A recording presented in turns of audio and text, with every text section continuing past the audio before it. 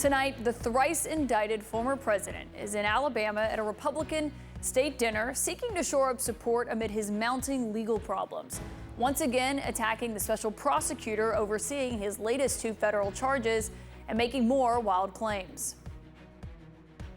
They waited right to the middle of an election, and they waited until I became the dominant force in the polls. They filed them all, every one of them, all at essentially one time, including local DAs and AGs and even other cases right in the middle of the campaign. Every time they file an indictment, we go way up in the polls. We need one more indictment to close out this election. One more indictment, and this election is closed out. Nobody has even a chance. Referring to the deranged Jack Smith, he's not only going to have to just bulldoze through the First Amendment, he's going to have to bulldoze through a line of cases by the Supreme Court of the United States. In other words, this is an absolute case of prosecutorial misconduct. The only civil rights that have been violated in this matter are my civil rights. I should note he is once again attacking Jack Smith here after we even heard from his own attorney general this week defending the special counsel. Those comments come after Trump entered yet another not guilty plea today. That was in response to those three new charges that were brought against him in that superseding indictment in the classified documents case last week. That is two not guilty pleas in the span of less than 24 hours. The former president clearly feeling the legal pressure. He is now asking the Supreme Court to intervene via social media, lamenting the time and money that his legal troubles are costing him. Actually, he's not really asking. He says the court, in his view, quote, must intercede. He also put out this cryptic post earlier, all caps, "If you go after me, I'm coming after you." I'm joined now tonight by a pair of former federal prosecutors, Jennifer Rogers and Shan Wu. Thank you both for being here. Jennifer, let me start with you on just the comment that Trump made there, not calling Jack Smith deranged, which he has been doing essentially nonstop, but saying the only civil rights that are being violated here are mine. Clearly a reference to one of the charges in this January 6th case. Yeah, I mean, listen, he's obviously attacking with everything he's got here to try to distract from what we all saw in the 45-page indictment that was issued recently. So, this is his play, right? Civil rights, he's talking about we're in the middle of an election, so it's election interference, it's prosecutorial misconduct. I mean, he references Supreme Court precedent. I'd love to hear him talk about what Supreme Court cases he thinks these are. I mean, this is just his playbook. We can expect a lot more of it as the case moves along. Shan, I think when people hear him just constantly attacking Jack Smith, something that we've made a point of pointing out simply because sometimes it gets glossed over, and it's still just so remarkable in and of itself that he's constantly attacking the prosecutor.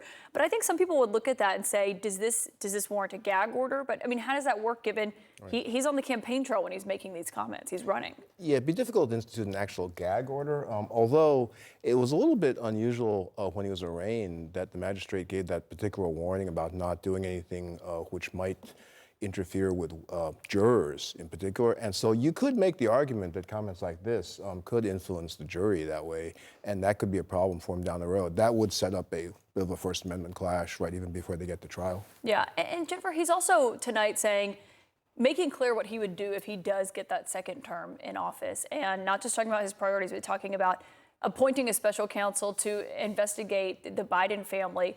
I talked to his attorney general, Bill Barr, who certainly was loyal to him when he was in the administration, and asked him if he was worried that Trump would try to weaponize the Justice Department. This is what he said. Do you worry that he would weaponize it if he was back in office? Absolutely. I mean, he's making clear there that he would.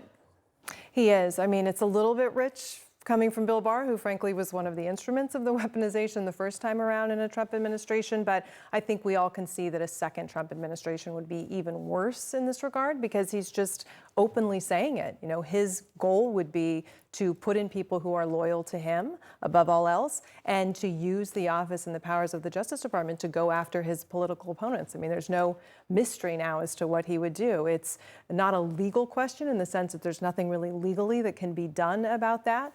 But it's a real problem. Certainly voters should be paying attention to that. Yeah, I mean, he even tried to do it when he was at the end of his term, when he tried to put Jeffrey Clark in. someone who was trying to help draft letters to Brian Kemp of Georgia about fraud that didn't exist. The other thing that Trump is saying today is about the Supreme Court, asking them to get involved here, talking about the time that it's going to take for these trials to potentially play out, but also the cost of these. I mean, the idea that the Supreme Court is going to get involved in these 78 criminal charges, does it at all seem likely to you? No, they're not just going to suddenly reach out and do something about it. He'd have to find some vehicle to get there. And in criminal trials, it's pretty hard to do that. Once it gets going, it's not easy to find an issue to sort of stop the case and move on. If there was like a motion to suppress, which might be dispositive, something like that can move up. That's not happening here. So I think, again, that's mostly his public relations bluster. Yeah, but it is, when it comes to how much time this is going to take up, Jennifer, there is a point about if he is facing trial. I mean, even in just one of these cases alone, it's a significant amount of time and amount of effort and resources to fight something like this. When you look at the calendar of what this is going to be, the Republican debate, the first one is coming up very soon. He's got his hearing on the January 6th case right after that. In January, the E. Jean Carroll defamation case, then his New York case just a few weeks after Super Tuesday.